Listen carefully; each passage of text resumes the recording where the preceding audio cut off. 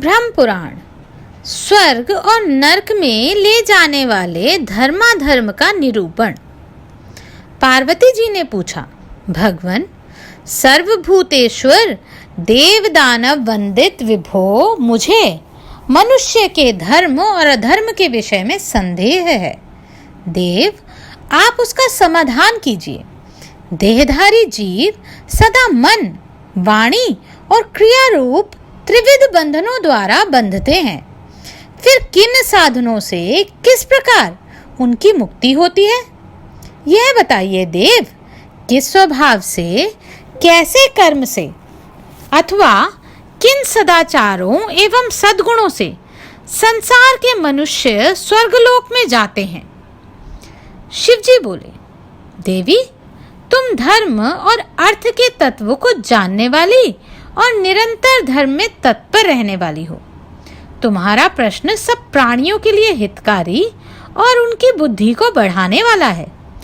मैं उसका उत्तर देता हूँ, सुनो। जो मनुष्य सब प्रकार के लिंगों अर्थात बाह्य चिन्हों से रहित, सत्य धर्म के परायण तथा शांत हैं, जिनके सभी संशय नष्ट हो गए हैं, वे अधर्म या धर्म से नहीं बंधते।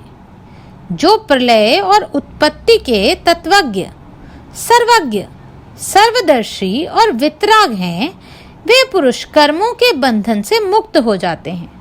जो मन, वाणी और क्रिया द्वारा किसी की हिंसा नहीं करते तथा किसी के प्रति आसक्त नहीं होते, वे कर्म बंधन में नहीं पड़ते। जो प्राण संघार से दूर रहने वाले, सुशील, दयालु, प्रिय और अप्रिय को समान समझने वाले तथा जितेंद्रिय हैं, वे भी कर्मों में नहीं बंधते। जो सब प्राणियों पर दया रखते, सब जीवों के लिए विश्वास पात्र बने रहते हैं और हिंसापूर्ण बर्ताव का त्याग कर देते हैं, वे मनुष्य स्वर्गलोक में जाने वाले हैं। जो पराये धन के प्रति कभी ममता नहीं रखते और पराई स्त्री से सदा दूर रहते हैं तथा जो धर्मतः प्राप्त अर्थ का ही उपभोग करते हैं, वे मनुष्य स्वर्गगामी होते हैं। जो पर स्त्रियों के प्रति सदा माता, बहन और पुत्री का बर्ताव करते हैं, वे मानव स्वर्गलोक में जाते हैं। जो केवल अपनी ही स्त्री के प्रति अनुराग रखते, ऋतुकाल आने पर ही पत्नी के साथ समागम करते तथा विषय सुखों के उपभोग में कभी आसक्त नहीं होते, वे ही मनुष्य स्वर्गलोक के यात्री होते हैं। जो अपने सदाचार के कारण पराई स्त्रियों की ओर से सदा आंखें बंद किए रहते हैं, इंद्रियों को अपने अधीन रखते और शील की सदा रक्षा करते हैं, वे मानव स्वर्गगामी होते हैं। वह देव मार्ग है। मनुष्यों को सदा इसका सेवन करना चाहिए। विद्वान पुरुषों को सदा उसी मार्ग का सेवन करना चाहिए जो वासना द्वारा निर्मित ना हो, जिसमें किसी का व्यर्थ ही अपकार ना हो और जहाँ दान, सत्कर्म, तपस्या, शील, शौच तथा दया भाव का दर्शन होता हो। स्वर्ग मार्ग की इच्छा रखने वाले पुरुषों को इसके विपरीत मार्ग का आश्रय नहीं लेना चाहिए। जो अपने अथवा दूसरों के लिए अधर्मयुक्त बात नहीं कहते और कभी झूठ नहीं बोलते, वे मनुष्य स्वर्गलोक में जाते हैं। जो जीविका अथवा धर्म के लिए या स्वेच्छा से ही कभी असत्य भाषण नहीं करते, अपितु स्पष्ट, कोमल, मधुर, पाप रहित एवं स्वागतपूर्ण वचन बोलते हैं, वे मनुष्य स्वर्गलोक में जाने के अधिकारी हैं। जो कठोर, कड़वी तथा निष्ठुर बात मुंह से नहीं निकालते, चुगली नहीं खाते, साधुता से रहते हैं, कठोर भाषण और परद्रोह त्याग देते हैं तथा संपूर्ण भूतों के प्रति सम एवं जितेंद्रिय होते हैं, वे मनुष्य स्वर्गलोक में जाते हैं। जो शठों से बात नहीं करते, विरुद्ध कर्मों को त्याग देते हैं, कोमल वचन बोलते, क्रोध ना करके मनोहर वाणी मुंह से निकालते हैं और कुपित होने पर भी शांति धारण करते हैं, वे मानव स्वर्गगामी होते हैं। देवी, यह वाणी द्वारा पालन जाने वाले धर्म है।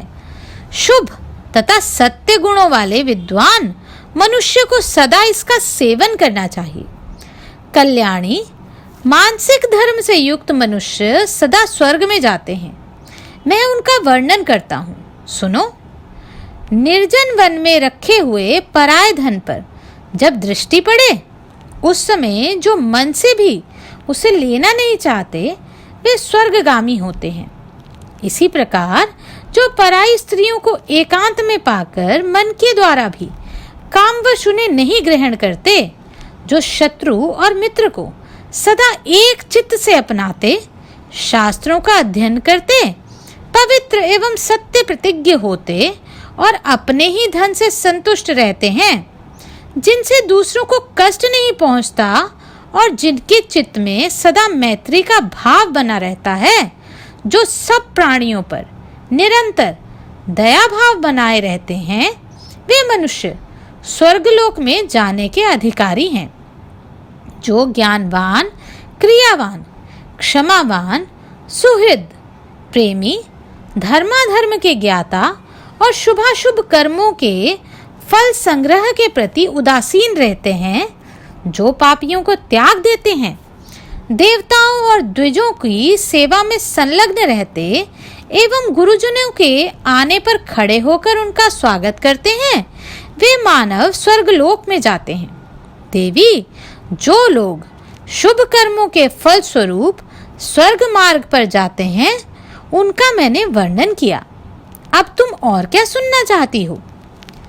पार्वती जी बोली, महेश्वर, मेरे मन में मनुष्यों के संबंध में एक और महान संशय है, अतः आप उसका भली भांति समाधान करें।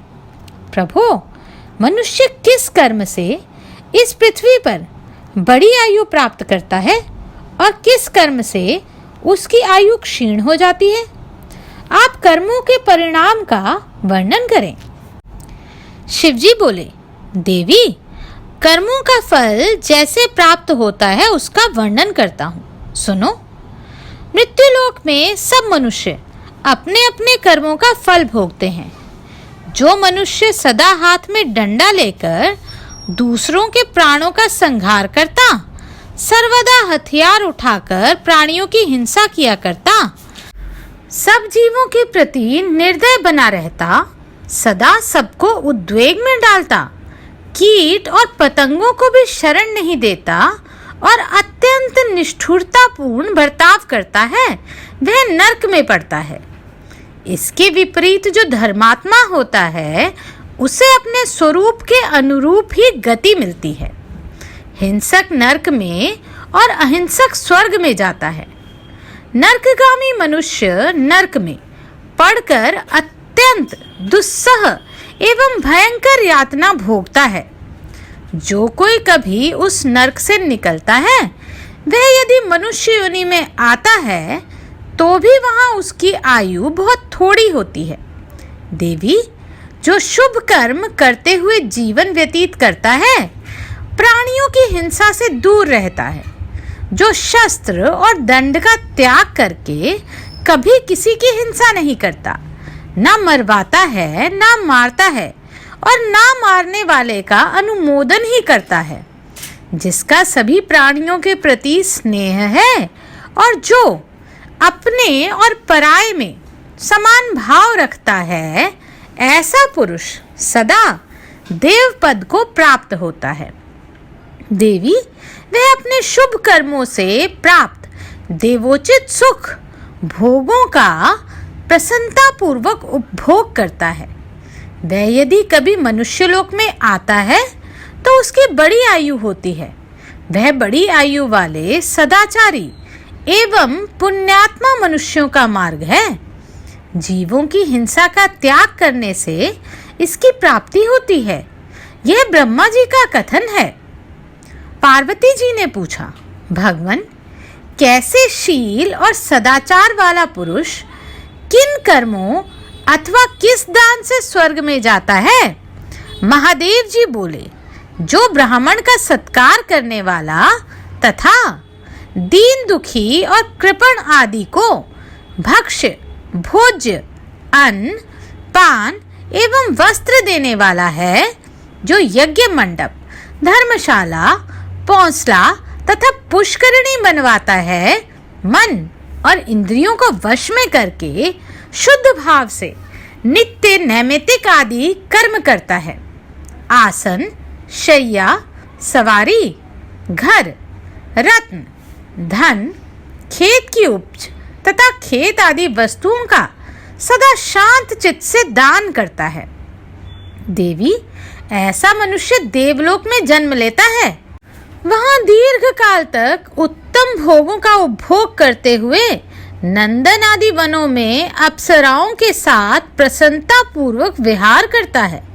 देवी, वहां से च्युत होने पर वह मनुष्यों के सौभाग्यशाली कुल में, जो धन धान्य से संपन्न होता है, जन्म लेता है।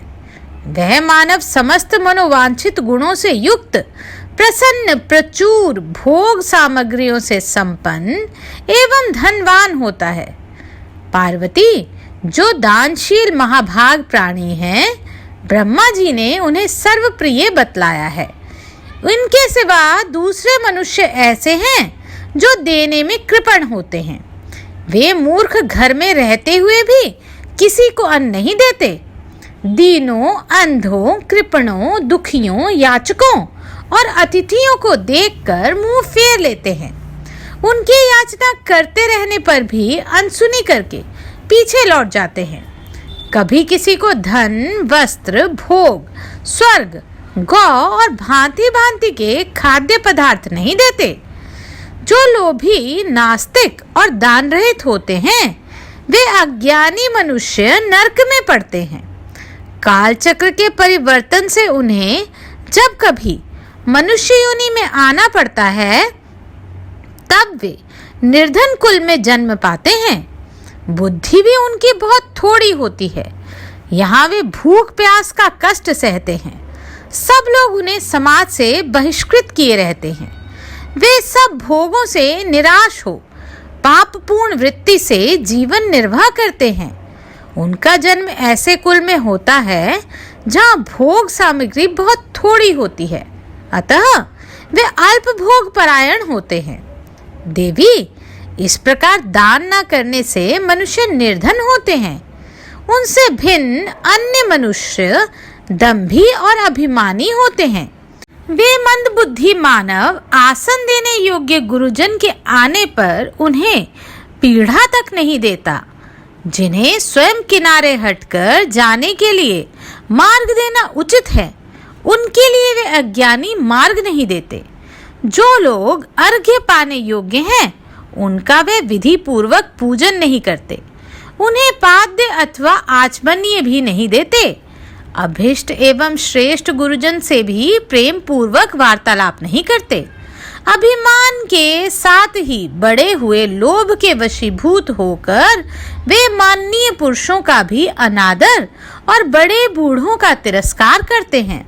देवी, ऐसे स्वभाव वाले सभी मनुष्य नरक में जाते हैं। यदि वे कभी उस नरक से छुटकारा पाते हैं, तो बहुत वर्षों तक अन्यान्य योनियों में भटकने के बाद घृणित, अज्ञानी, चांडाल आदि के निंदित कुल में जन्म पाते हैं।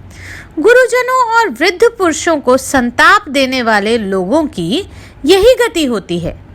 जो ना दंभी हैं, ना मानी हैं, जो देवता और अतिथियों का पूजक, लोक पूज्य, सबको नमस्कार करने वाला, मधुर भाषी, सब प्रकार की चेष्टाओं से दूसरों का प्रिय करने वाला, समस्त प्राणियों को सदा प्रिय मानने वाला, द्वेष रहित, प्रसन्न मुख, कोमल स्वभाव, सबसे स्वागत पूर्वक स्नेहमय वचन बोलने वाला, प्राणियों की हिंसा ना करने वाला, श्रेष्ठ पुरुषों का विधिवत सत्कार पूर्वक पूजन करने वाला, मार्ग देने योग्य पुरुषों को मार्ग देने वाला, गुरु पूजक और अतिथि को अन्न का अग्रभाग अर्पित करने वाला है।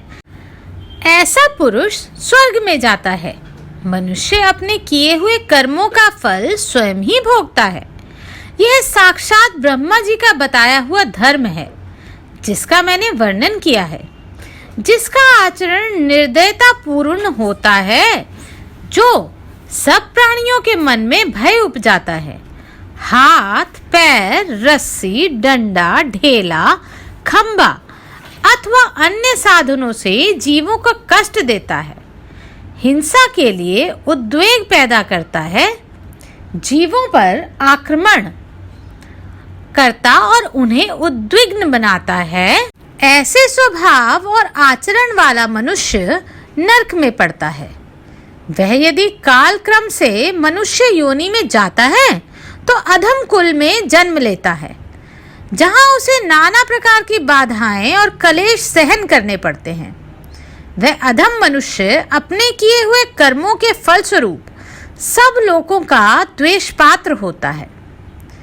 इसके विपरीत जो सब प्राणियों को दयापूर्ण दृष्टि से देखता है, सबके प्रति मैत्री भाव रखता, पिता के समान निवैर होता है, दयालु होने के कारण प्राणियों को न डराता है और न मारता ही है, जिसके हाथ पैर वश में होते हैं, जो संपूर्ण जीवों का विश्वास पात्र है, रस्सी डंडा ढेला अथवा अस्त्र शस्त्रों से किसी भी जीव को उद्वेग नहीं पहुंचाता, शुभ कर्म करता और सब पर दया रखता है, ऐसे शील और आचरण वाला मनुष्य स्वर्ग में जाता है।